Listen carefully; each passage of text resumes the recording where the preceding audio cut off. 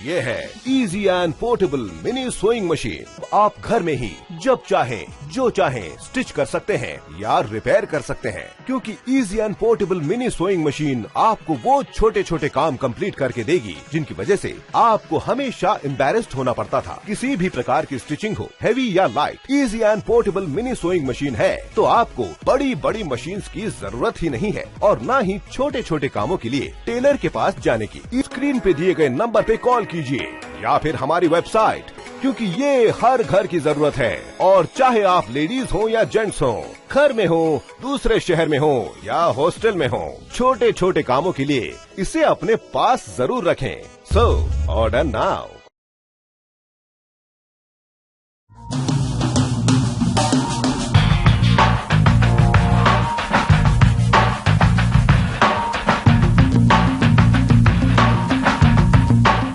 सिलाई मशीन आप दो तरह से चला सकते हैं, बिजली से चला सकते हैं और AA बैटरी से भी चला सकते हैं। बिजली से चलाने के लिए अडेप्टर का उपयोग करें जो कि मशीन के साथ दिया गया है। अडेप्टर को 2 पिन सॉकेट में लगाएं और दूसरा छोर मशीन में दिए गए स्थान पर लगाएं। मशीन को फुट पैडल के द्वारा भी चला सकते हैं। जैसा कि आप देख सकते हैं कि फुट पैडल का एक छोर दिए गए जगह पर लगाएं और दूसरे छोर को दबाने से मशीन शुरू हो जाती है।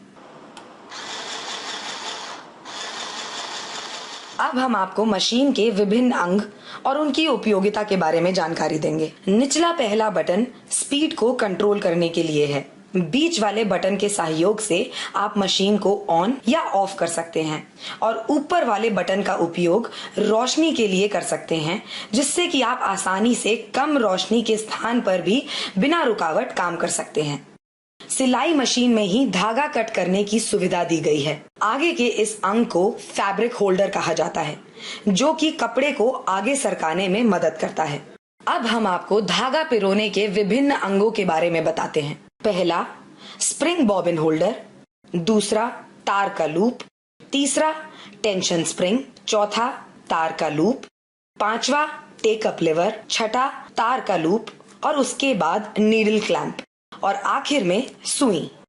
अगला अंग है बॉबिन वाइंडर। अब हम उसकी जानकारी देते हैं। अगर बॉबिन का धागा खत्म हो जाता है तो इस अंग के द्वारा बॉबिन में धागा भरा जाता है। आइए मशीन में धागा पिरोने की प्रक्रिया देखते हैं। पहले स्प्रिंग बॉबिन होल्डर में लगाए गए तरीके से रखें, यानी कि पहले स्प्रिंग, फिर बॉबिन और आखिर में लॉक करें।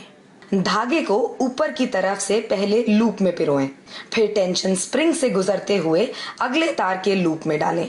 ध्यान रहे, टेंशन स्प्रिंग से गुजरते वक्त आपको धागा टेंशन स्प्रिंग के ऊपर की 2 प्लेट के बीच से ले जाना है, यानी कि टेंशन स्प्रिंग को लपेटना नहीं है या वाइंडिंग नहीं करनी है। उसके बाद अगले तार के लूप में पिरोएं। आगे बढ़ते हुए टेकअप लिवर से धागा पिरोएं। ध्यान रखें, दिखाई गई प्रक्रिया को आराम से करें। अब हम आगे बढ़ेंगे।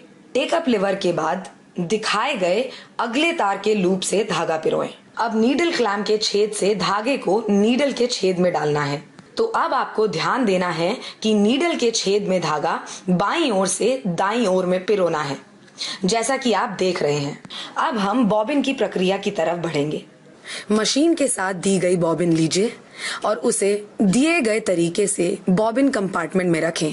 ध्यान रखें, बॉबिन से आने वाले धागे को मशीन की बॉडी में दिए गए खांचे से बाहर निकालना है। धागा खींचकर देखें कि आपकी बॉबिन क्लॉकवाइज अथवा घड़ी की दिशा में घूम रही है क्या। उसके बाद बॉबिन कंपार्टमेंट का कैप लगाकर उसे बंद कर दें। धागा खींचकर यह सुनिश्चित करें कि आपकी बॉबिन सही तरीके से लगी है। और अब हम महत्वपूर्ण क्रिया की ओर बढ़ेंगे, जो कि है बॉबिन का धागा नीडल के धागे के साथ ऊपर लाना है। ध्यान दें और दिखाई गई प्रक्रिया को आप पहले ध्यान से देखें और उसके बाद ही उसे करें। अब आप समझ लें कि हमने यह काला धागा नीडल के लिए इस्तेमाल किया है और सफेद धागा बॉबिन के लिए। अब आपको वीडियो में दिखाए गए तरीके से काले धागे के छोर को अपने हाथ में पकड़ना है और दूसरे हाथ से हैंड व्हील धीरे धीरे अपनी तरफ घुमानी है। एक चीज का ध्यान रखें कि आपको हैंड व्हील को लगातार और तेजी से नहीं घुमाना है ताकि वो नीडल को नीचे की ओर ले जाए।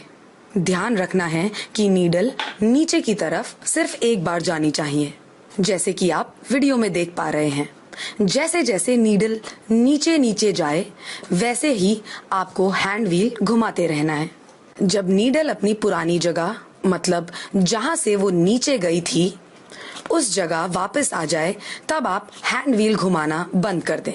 दूसरे हाथ में जो काला धागा पकड़ के रखा था उसे आप ऊपर की ओर कर लें, जैसा कि वीडियो में दिखाया गया है। जैसे ही आप उसे ऊपर की ओर करेंगे वैसे ही नीचे से सफेद धागा ऊपर आएगा। हम फिर से यह बता रहे हैं कि आपने हैंड व्हील अपनी तरफ घुमाया था और अब आप दोनों धागों को बाहर निकालें और पेडल फुट के बीच से पीछे की तरफ ले जाएं। उसके बाद जरूरत के अनुसार धागा खींच लें और दिखाए गए तरीके से उसे काट लें और अब आपकी मशीन सिलाई करने के लिए तैयार है। और अब आप अपने कपड़े को सिलाई के लिए आगे से पीछे की ओर रख सकते हैं।